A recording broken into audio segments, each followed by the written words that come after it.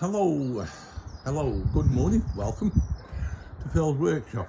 Right, now I've not put any makeup videos up for a while because I've been doing bits and pieces due to the weather, but we have now finally got the new router table sorted out, and we'll go down towards the bottom here. Originally that there was the old router table, where you can see the cutout underneath that top drawer was where the handle went for using the scissor jack, and of course eventually decided to give up the ghost.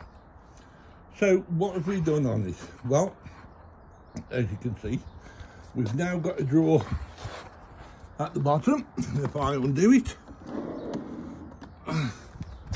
and we've got inside the quarter bits and the half bits in that drawer, and then this one we carry all the all the other little bits that are meant to be kept with the table.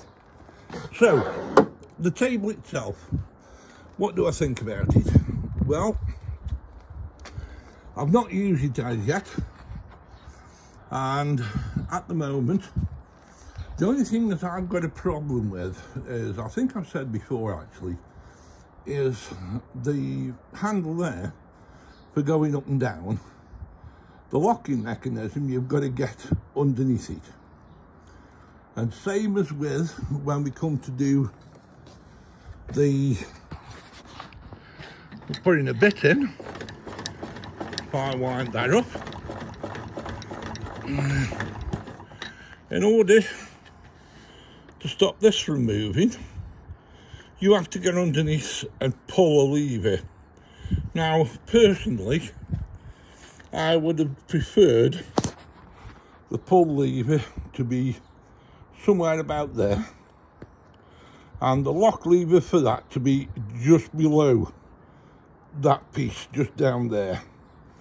Having them underneath, I suppose for the people that have designed it and made it, it was probably ideal, but really I don't think it's that practical. The only other thing that I've got against this is this here nut. Now people, beware of this.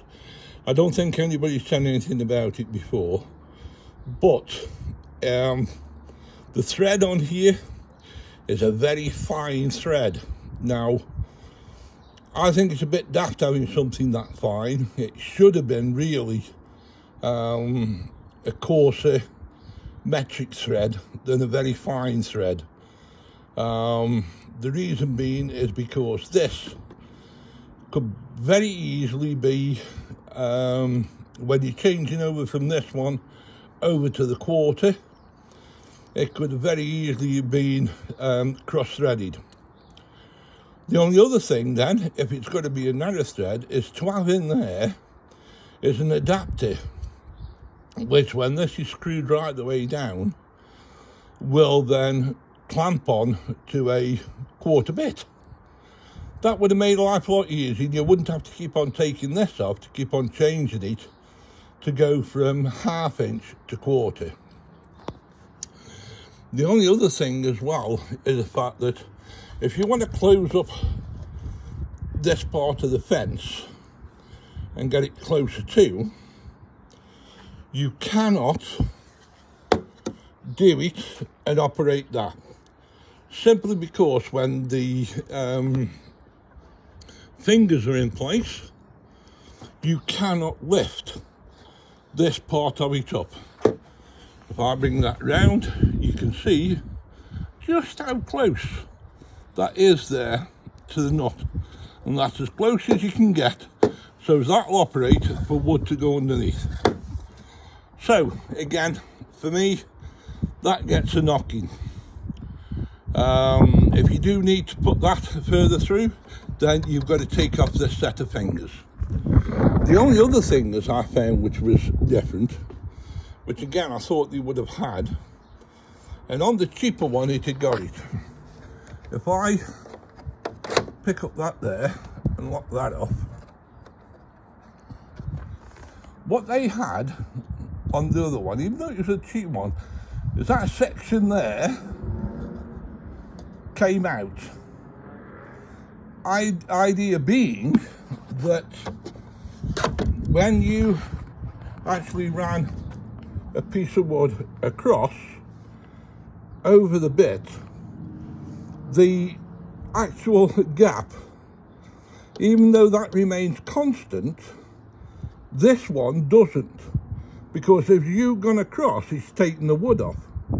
Therefore, you've got a tendency, and do excuse this, you've got a tendency for that piece of wood to do that. Okay, I know that's over exaggerated, but that gives you an idea what I'm talking about. It can twist out. So if it twists out, if you're not careful, instead of what you were trying to cut on there, a straight line, you will then do that sort of business with. So please, on that one, be careful with it. That's my only other gripe. The other thing that I'm not too certain of yet, due to the fact that I haven't used it yet, is this here. The stop buttons are okay, but I'm not too sure about this. It seems a bit flimsy, but time will tell when I actually test it. Like I say, I've not actually had this running yet. But the what's the name is totally solid, and then at the back we've got storage.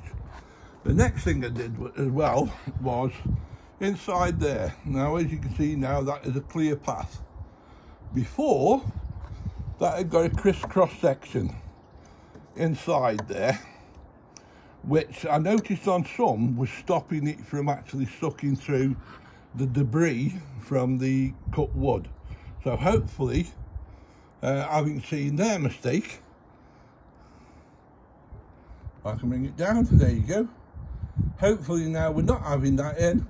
That makes it a clear area now for the wood to come right the way through. Time will tell. On the whole, I'm quite pleased with it.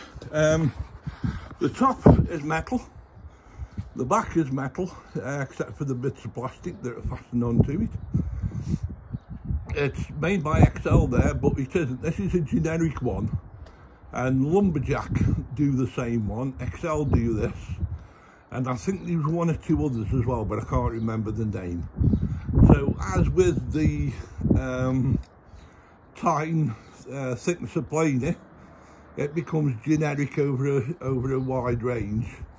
On this one, I got with a bargain because I got the extra 1/2 inch router bits. It's with Lumberjack. That was very expensive on its own, and you had the router bits on top, even made it more. But from XL, it comes through at a very, very reasonable price, which I'm quite chuffed with. Anyway, that's it for now. Hope it makes some sense to you, and hope you enjoyed the video. If you do, please give us a thumbs up. Please make a comment, and if you like it, please subscribe, and tell your friends about it and get them round to subscribe, as all the subscriptions that we get on those little channels makes us grow into a big one. With that, thank you very much, and it's much appreciated. Bye bye for now.